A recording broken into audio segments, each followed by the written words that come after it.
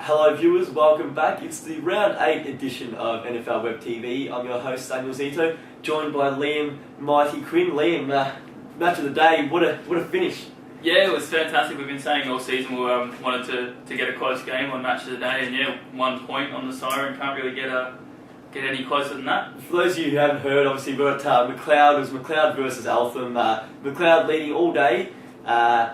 Basically, it was 4 goals up, about 10 minutes to play. Eltham fought their way back, had a shot, was from about 50 metres out, about maybe 10 seconds ago. As they've gone in, kicked it at goal. The siren sounded while the ball was mid-air, touched on the goal line. It wasn't. From our view, we couldn't tell who'd won because obviously we had to wait for the goal umpire's decision, and correctly it was the judge touched on the line. So McLeod by a point. That's 3 times in a row at the Winton that they've beaten Eltham by 1 point.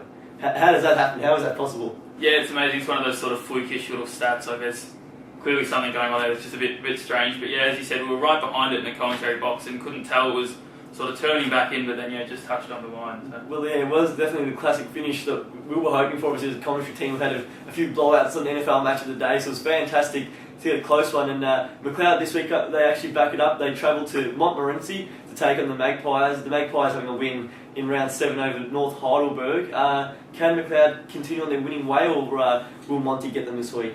It's always tough playing Monty at home, and obviously they had a good win against North Heidelberg last week by 62, I think it was. But really, they no disrespect to North Heidelberg, they probably should be beating North Heidelberg by about 10 goals. Yeah. But I'm still going to go with McLeod. They were pretty good last week, and they just had a lot of run and carry. And Monty haven't been having the best season. I think McLeod could get another win. Yeah, I think likewise. I think if both teams at their best, I think McLeod's a little bit better on a day. And Kahal Core on Saturday was just fantastic to watch.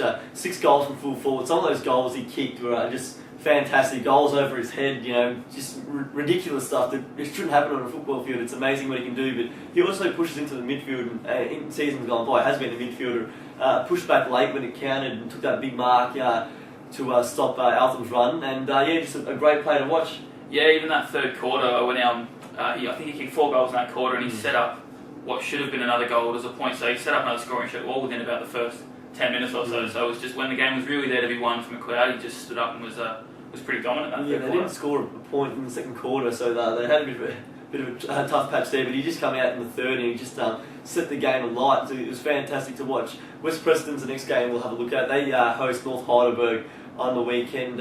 West Preston travelled to War Memorial Park against Greensborough on the weekend, came back with a 10-point win, and they're really starting to find some form now. I think they're 4 wins and 5 wins now and 2 losses. They're in 4th spot on the ladder, equal points with Greensborough. They're really starting to find some good form, and you'd imagine they'll get it done pretty easily against the Bulldogs. Yeah, it should be a pretty comfortable win for West Preston. Obviously, the main thing is starting to find that bit of consistency. They were up and down to start the season, but now they're really starting to hit their straps as they go forward. So great signs for West Preston as they're getting that consistency they need going towards the finals, and they should be too strong for North Heidelberg. Well, next up we've got Northcote Park and Whittlesea. Northcote Park really, along with Bundoora, are now the form team of the competition. Their last 2 weeks have just been fantastic. The weekend they easily defeated Heidelberg, which in the past has been a bogey team for them. They haven't had many good efforts against the Tigers. Not only have they lost, they've lost pretty comfortably in some of those encounters. But on the weekend, kept the Tigers to just 1 goal up until three-quarter time, I believe. And I think that goal came about the 18-minute mark of the 3rd quarter. The week before, they kept Greensborough goalless until the 23rd minute mark of the 3rd quarter. So defensively, they're playing quite well. They're attacking well at the same time. So it's just a great team balance at the moment. And when you look at the scoreboard, a 50-point win over Heidelberg is a fantastic achievement. And after a week where they beat Greensborough by 12 goals, they didn't have that mental letdown. They were fierce as anything on Saturday, and you really reckon that their good form will continue this week. Yeah, it's amazing. We haven't actually seen Northcote Park in the commentary this year, but CT obviously tells us all about them every week, and it was, as Sammy touched on, it's the 2nd week in a row it's taken almost 3 quarters to score a goal against them, which is, if your defence is that strong, you're going to be tough to beat, regardless of how well you play. And then when they can come out and kick 13 goals as well, they're pretty tough to stop, and I think they should continue that this week against Whittlesea. Well, it's amazing, first of all, that you can actually do it for one match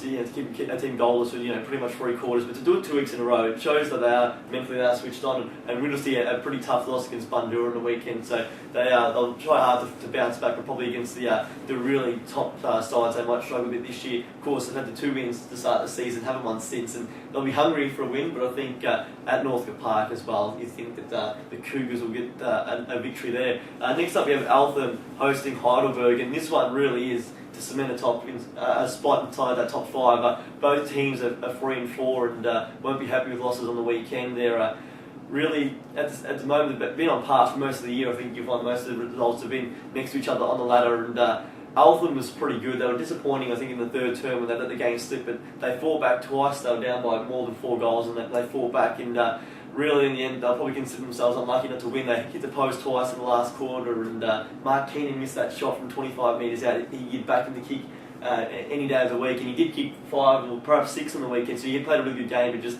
a small letdown, and if things went their way, they probably would have snatched it on the weekend. So they're looking pretty good, and Heidelberg is probably struggling a bit at the same time. So they've had a couple of good wins throughout the year, but really some disappointing losses in the past month, and I reckon I'm going to tip Eltham at home in this one. Yeah, I've actually gone for Eltham as well. They were probably a bit stiff, as we said, not to get the win last week, not taking anything away from McLeod, but Eltham, if they would have used their chance a bit better, probably would have just snatched the win in the end. And yeah, Heidelberg have just been so up and down all year. They've lost that sort of aura of invincibility they had the last few seasons, and yeah, at home I think Eltham should be able to get the win. Well, we spoke to Craig Hayes in the commentary before the game, and he said that we might be a bit of a jinx, the radio team.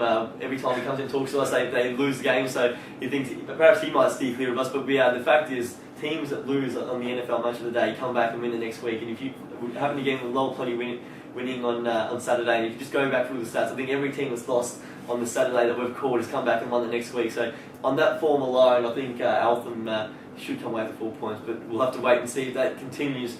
The final game in Division 1 on Saturday is the NFL Match of the Day. It's Bundoora hosting Greensborough, 2 teams which have sat first and second for the majority of the season to date. Greensborough has actually slipped to third this weekend after losing, and Northcote Park's gone for second, but Bundoora just continue to win, and on the weekend, Moorcroft kicked 7 and Big Cameron Clough kicked 7, and when those two are on fire, kicking 14 out of 25 goals between them, hard for any team to stop. And Greensborough just gone for a bit of a poor patch the last 2 weeks.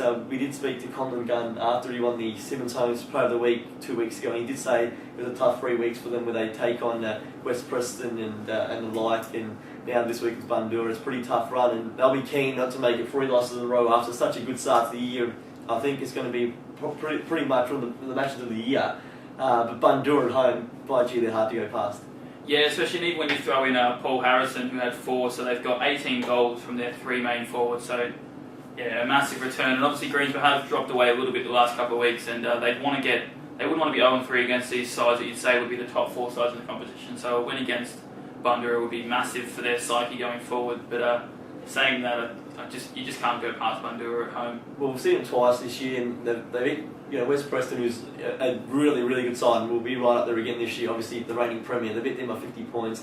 They beat Heidelberg by 5 goals on a day where they led by in excess of about 8 goals for the majority of the day. So the 2 times we've seen Bundoora, they've been really good, and taking nothing away from Greensborough. They've had 2 solid victories in the 2 times that we've done the Match of the Day commentary, but away from home at Geelong Reserve, it's going to be pretty tough.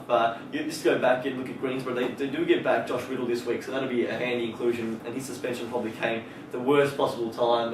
He had a 3-week ban, and they have lost the past 2 games, so it's definitely a player they'll look to get back. But the weekend, his brother Nick Riddle went up forward and kicked 3 goals, so he's showing that he is a handy player all ends of the ground. Of course, at fullback, he's done some fine jobs so far this year. But also on the weekend, they kicked pretty accurately, so they lost by 10 points.